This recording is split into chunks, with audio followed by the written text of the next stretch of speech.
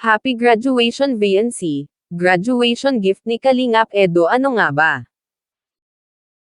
Hello mga Kalingap, mga ka-EDSI, isang mapagpalang araw pong muli sa ating lahat, naway nasa mabuti po tayong kalagayan at mag-iingat saan man tayo naroroon.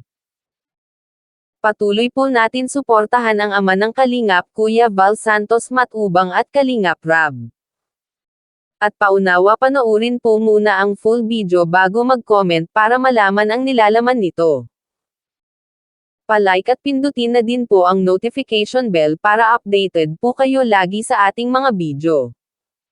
Wow, VNC graduate na at Kalingap Edo, ano nga ba ang kanyang graduation gift sa kanyang wifey?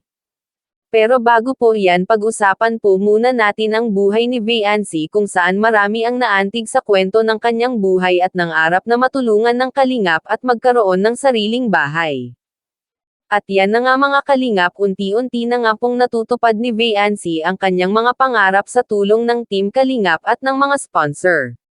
Hindi rin po mawawala ang tulong ng mga viewers at mga nagmamaraton upang mas lalong makilala at magkaroon ng million views ang video ng EDSI. At yan nga mga Kalingap, una natupad na ni VNC ang pangarap na magkaroon ng sariling bahay at ngayon naman ay graduation na nga ng ating si Baby VNC.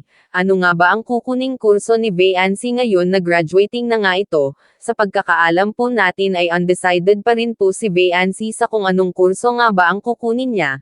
Alam naman natin na ang gusto niya ay flight attendant at kailangan din niya itong pag-isipang mabuti para sa kanyang future at sa kanyang pamilya.